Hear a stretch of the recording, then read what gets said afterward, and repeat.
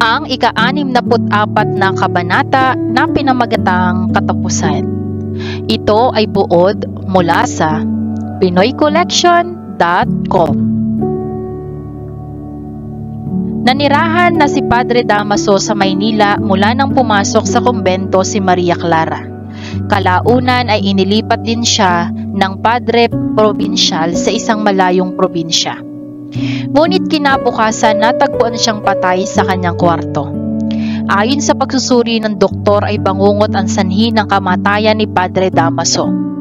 Habang hinihintay ang pagiging obispo, si Padre Salvi naman ay pansamantalang nanungkulan sa kumbento ng Santa Clara na pinasukan ni Maria Clara. Siya'y umalis na rin sa San Diego at naninirahan na sa Maynila. Ilang linggo bago maganap na mongha si Maria, ang ama-amahang si Kapitan Tiago ay dumanas ng sapit-saping paghihirap ng damdamin. Nangayayat ng husto, naging mapag-isip at nawalan ng tiwala kahit kanino. Pagkagaling niya sa kumbento ay sinabihan niya si Tia Isabel na umuwi na sa Malabon o kaya naman ay sa San Diego dahil gusto na niyang mabuhay mag-isa. Nilimot na ng kapitan ang lahat ng santo at santa at inatupag na lamang ang paglalaro ng liempo, sabong at paghit-hit ng marijuana.